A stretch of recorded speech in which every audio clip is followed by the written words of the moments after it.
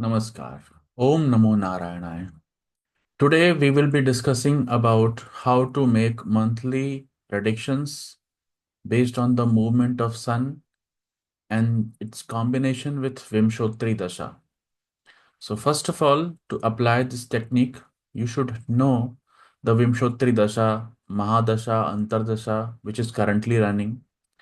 And you can apply this principle to the planet that moves every month to the next Rasi.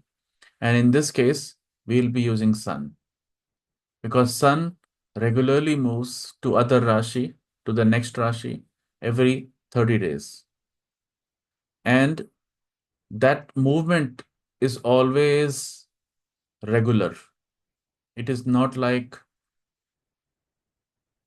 Mercury, Venus, Mars, that sometimes it gets retrograde and sometimes it stays in one Rashi for more than a month. What's for Sun, it is always regular. It always stays in one Rashi for one entire month. So if you want to make any prediction for that particular month, then it is important to take Sun as the reference point. Now, Sun, how Sun's movement is going to be combined with the Vimshottari Dasha Lords, that we will see in this technique. So let me tell you that in order to study this transit from the Mahadasha Lord, we have to look at the Vimshottari Dasha currently running. By Vimshottari Dasha, I mean Vimshottari Mahadasha.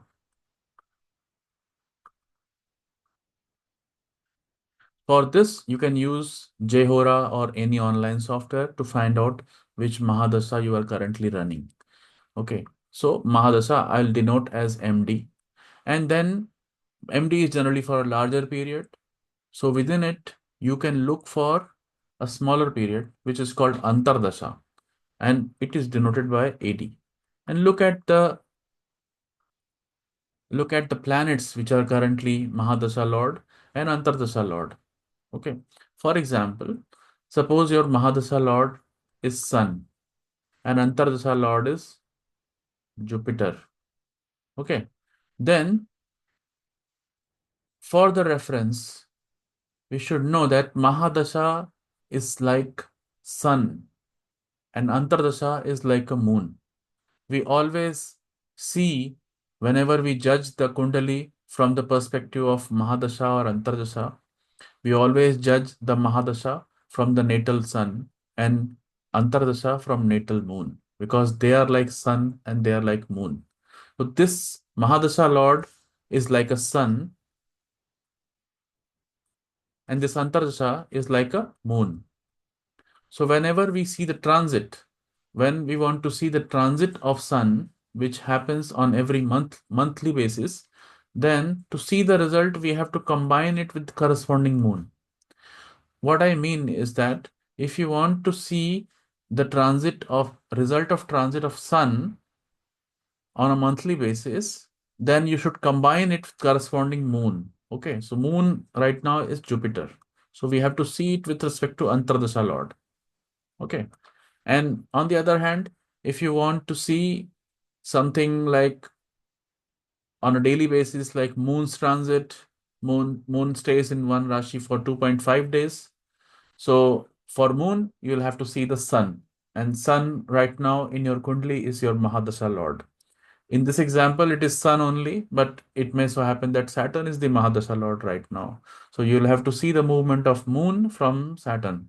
But in this video, I'm talking about only the monthly predictions. So for monthly predictions, since we are taking Sun as a transit planet from the natal, we'll have to choose the Antardasha Lord. Okay. So we'll have to choose Jupiter. So with respect to Jupiter, we have to see the movement of Sun and find out on which Rashis it is good and on which Rashis it is going to give the bad result. Now, let me take an example. Suppose Jupiter is there in your chart. Jupiter is there in your chart in Libra and Sun is in Sun is in transit, Sun is transiting Capricorn. And you want to find out what will happen in those 30 days, what will happen in this month when Sun is there in Capricorn. Jupiter is the Antardasha Lord. So you will have to see the result with respect to Jupiter. Okay. The houses that Jupiter loves, whenever Sun is there, it will give good result. Houses that Jupiter hates, whenever Sun is there, it will give bad result. But before we apply any other rule, the first thing is that the houses which are Upachaya houses from natal Jupiter, that is the natal Antardasha Lord, they will be always good. They will give good result. So from Jupiter, you see which are the Upachaya houses. Upachaya houses are third, sixth, 10th, and 11th houses. So from Jupiter, the third house is Sagittarius, sixth house is Pisces, 10th house is Cancer, 11th house is Leo. So when Sun transits these houses, it will give excellent result. This is the first grade principle. Out of all these houses, you can see that if Jupiter is exalted, exaltation sign is there, then it will give even better result. So when Sun is in Cancer, it will give more result. It will give better result. Then look at the Mool Trikona. That is also good. Own houses, good. Friend's house, good. Okay. After the Upachaya houses, we have to go to the next level. So what is the next level? So next level is, so first grade houses are Upachaya houses. Second grade is exaltation sign. Okay. Exaltation sign. Third is Mool Trikona. And fourth is own sign. Then friendly sign. Then neutral sign. Then inimical sign. Okay. So this is how the grading of the result will differ. Okay. So in this chart, we'll apply. So for Upachaya, we have seen that Cancer, it will give best result. That is the exaltation also, and Upachaya also. Then Sagittarius, then Pisces, and then Leo. Okay. Now, coming to the next one, which is the exaltation sign of Jupiter? It is Cancer, and Cancer is already counted. So nothing to count here. Mole Trikona, Sagittarius, already counted. So nothing to count over here. Own sign, own sign is Sagittarius and Pisces. Both are counted already. So nothing over here. Friend, friend is Aries, Scorpio. Leo is already counted.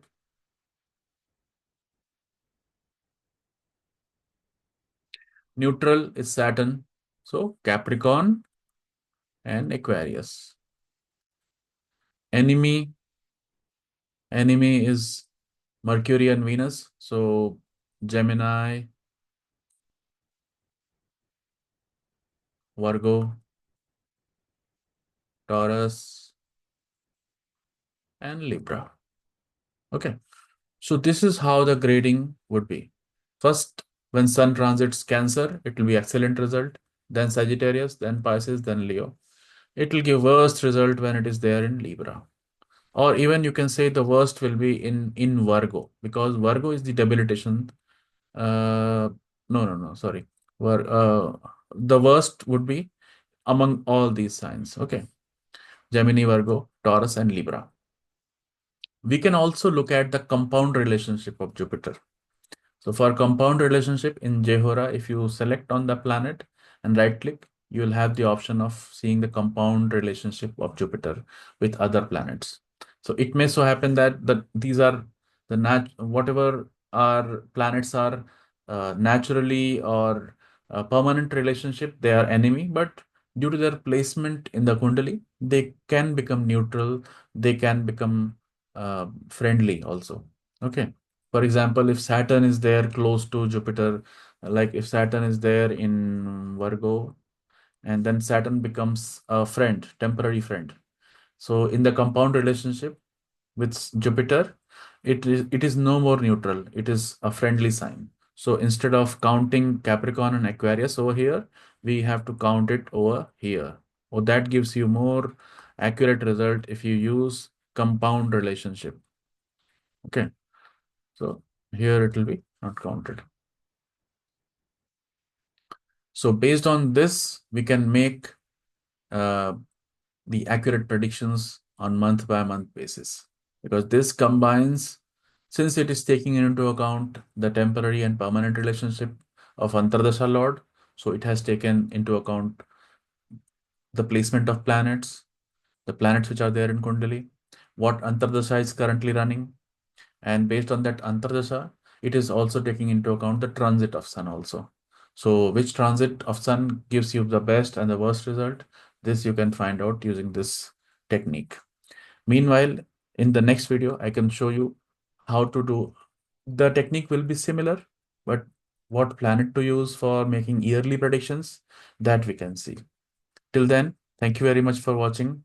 Om Namo Narayana.